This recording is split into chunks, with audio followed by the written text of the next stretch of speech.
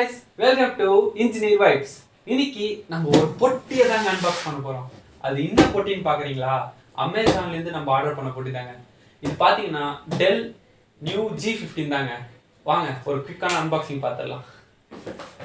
இதுல பாத்தீங்கன்னா ஒரு பொட்டி கொடுத்துருக்காங்க.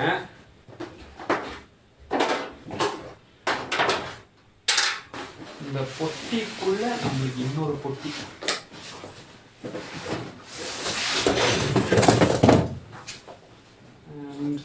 இதாங்க லேப்டாப் பொட்டி.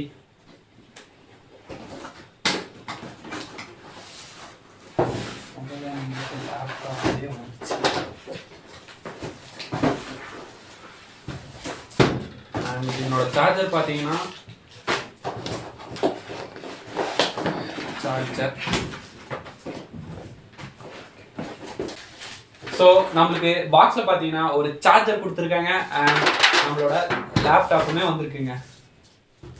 ஃபர்ஸ்ட் சார்ஜர் பார்த்தீங்கன்னா நம்மளுக்கு 150 வாட்ஸ் ஃபாஸ்ட் சார்ஜிங் தாங்க கொடுத்துருக்காங்க.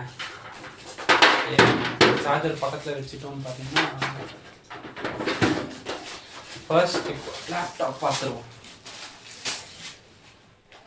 ஸோ லேப்டாப்போட பில்ட் குவாலிட்டி நல்லாவே பண்ணியிருக்காங்க.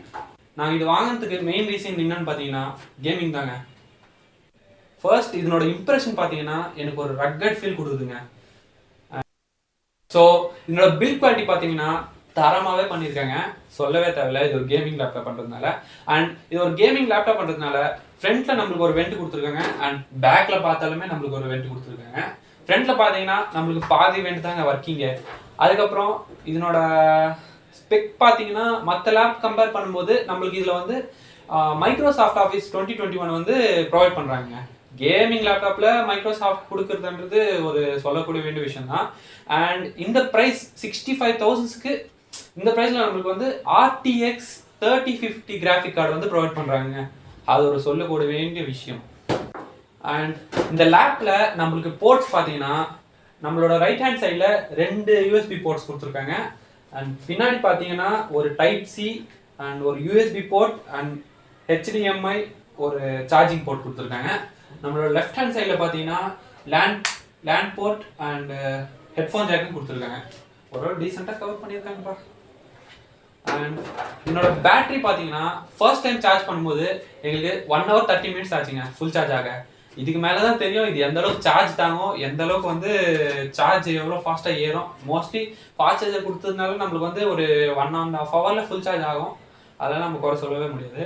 அண்ட் இதனோட டிஸ்பிளே பார்த்தீங்கன்னா நம்மளுக்கு ஃபுல் HD ஆன்டி கிளார் டிஸ்பிளே தாங்க. இதில் பார்த்தீங்கன்னா 120 ரெஃப்ரெஷ் ரேட் கிடைக்குதுங்க. ஆனால் இந்த ரேட்டுக்கு 120 ரெஃப்ரெஷ் ரேட்ன்றது மற்ற லேப் கம்பேர் பண்ணும்போது கொஞ்சம் கம்மி தான். நெக்ஸ்ட்டு நம்ம கீபோர்ட் பார்த்தீங்கன்னா கேமிங்க்கு எந்த அளவுக்கு செய்யணுமோ அந்த அளவுக்கு இறங்கி செஞ்சுருக்காங்கன்னே சொல்லலாம். பட் இன்னும் ஒரு டிஸ்அட்வான்டேஜ்னா சிங்கிள் பேக் லைட் தாங்க கொடுத்துருக்காங்க, வெறும் ரெட் கலர். டெல்லு இது கொஞ்சம் கவனிச்சிக்கோ. அண்ட் மவுஸ் பேட் பார்த்தீங்கன்னா ஓகே ஓரளவுக்கு டீசெண்டாக இருக்குப்பா, அப்படி தான் எனக்கு ஃபீல் ஆகுது. அடுத்து பார்த்தீங்கன்னா அண்ட் நெக்ஸ்ட் இதனோட ஸ்பெக்குன்னு பார்த்தீங்கன்னா இதில் வந்து யூஸ் பண்ணிக்கிற ப்ராசஸ் எதுன்னு பார்த்தீங்கன்னா Intel i5 11th gen தாங்க. அண்ட் இதில் கிராஃபிக் கார்டு என்ன யூஸ் பண்ணியிருக்காங்கன்னு பார்த்தீங்கன்னா RTX 3050 தாங்க. எனக்கு ஒரு பிடிச்ச விஷயம் இந்த லேப்டாப்னா அது இது ஒன்று தான். அண்ட் இதில் ஸ்டோரேஜ் பார்த்தீங்கன்னா 512 SSD அண்ட் ரேம் பார்த்தீங்கன்னா 8 GB ரேம் கொடுத்துருக்காங்க. ஓகே சூப்பர்ப்பா.